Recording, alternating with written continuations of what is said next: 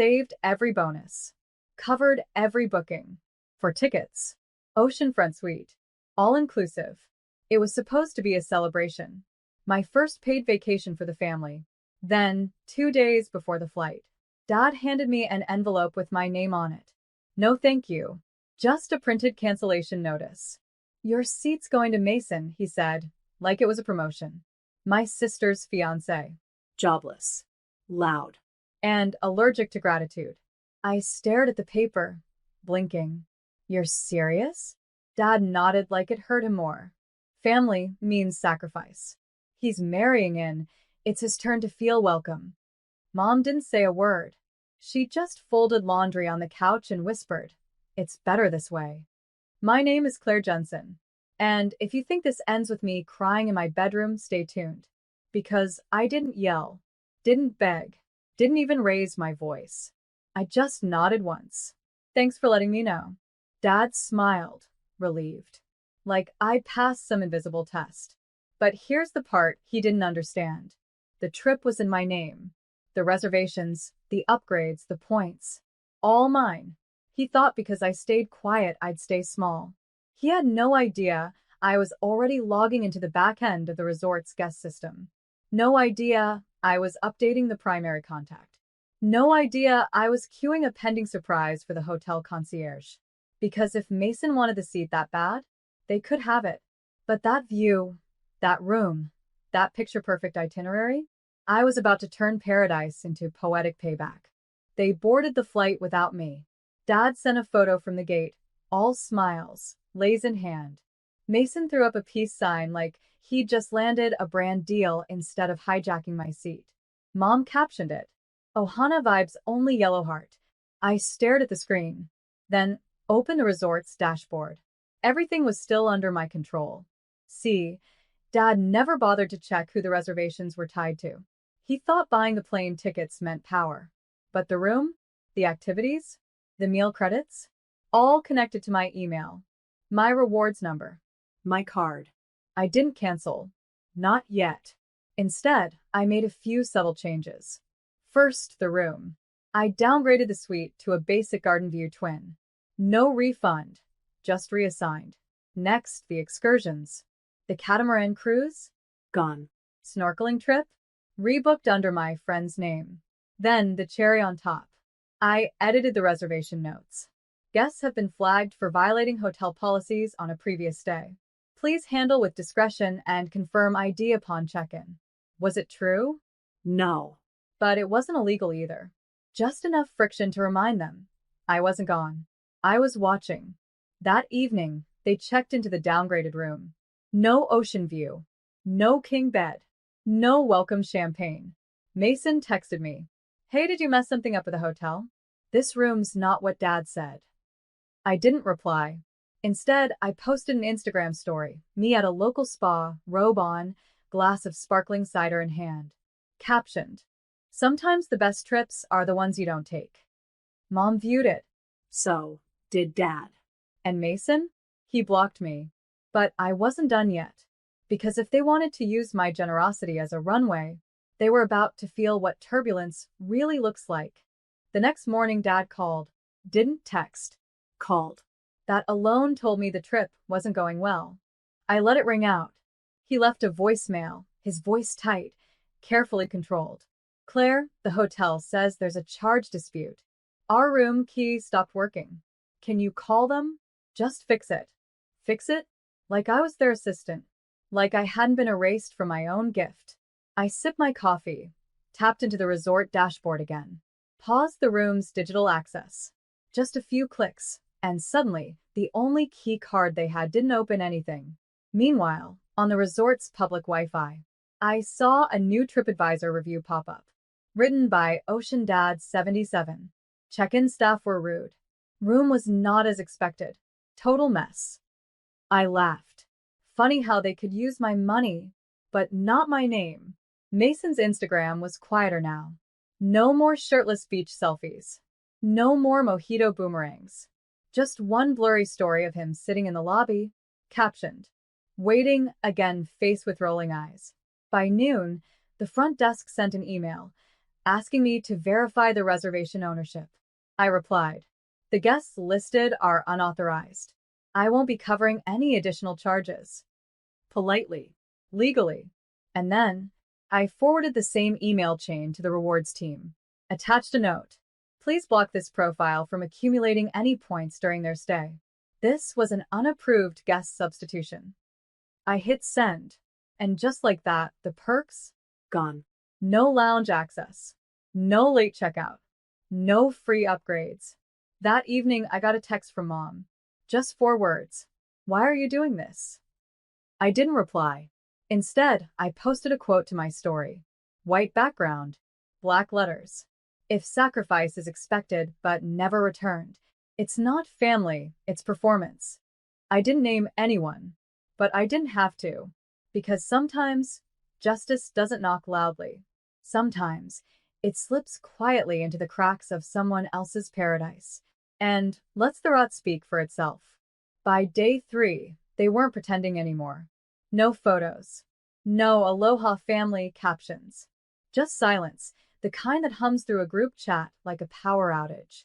Then I got a call from the hotel's concierge. "Hi, Ms. Jensen. The guests have expressed confusion about their account. They attempted to book a couple's massage, but their resort credit is invalid." I almost felt bad. Almost. I calmly replied, "They're not authorized users. If they'd like to pay out of pocket, they're welcome to." She paused. "Understood. We'll inform them." Click. 2 hours later, Mason sent one final text, long and barely punctuated. "Look, I didn't ask to take your spot. Okay, they offered.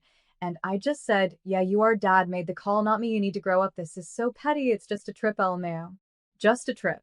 23 hours of overtime. 4 months of no eating out. Cutting my own birthday budget just to make this family getaway happen. But sure, just a trip." I didn't respond. Instead, I Venmo'd $10 to one of the resort staff accounts, a woman I'd spoken to when booking. The note said, "For your kindness, and for the stress I know my family is causing you. Because if someone had to deal with their entitlement meltdown, they deserved a little extra sunshine." Later that night, I received a call from Grandpa. He wasn't supposed to know, but somehow he always did. "You're not there?" he asked. "Nope." He sighed. I figured something was off. "Your dad's been posting sunset photos, but his face looks like someone stole his flip-flops." I smiled. "You always taught me, never punish with anger. Just let people live inside what they built." He chuckled. "Well, they're living in it now, baby. Keep standing tall." I hung up and opened my email. The hotel survey had arrived. "How was your experience at our resort?" I didn't stay, they did. They landed home 4 days later. Sunburnt, silent, and $1,900 over budget. I know because I saw the receipt. Dad tried to put the extra charges on my card, but I'd already frozen it the day they boarded. Mom was the first to break. She called while I was folding laundry. "I just don't understand why you're being so cold, Claire." I let her talk. "We didn't mean to hurt you. We just thought Mason needed to feel included. You always act like everything has to be fair." I looked at the speakerphone like it was haunted. "Mom," I said calmly, "I didn't need it to be fair. I just needed to not be erased." She exhaled. "He's family now." I nodded. "And family means sacrifice, right?" Silence. "Then consider this mine," I said. Click. I opened my notes app. Started writing the post. I saved $31,400 to give my family their dream vacation. 2 days before departure, they gave my seat away to a man who's never paid for a single dinner. I didn't shout. I simply took back what was mine. Underneath it, photos.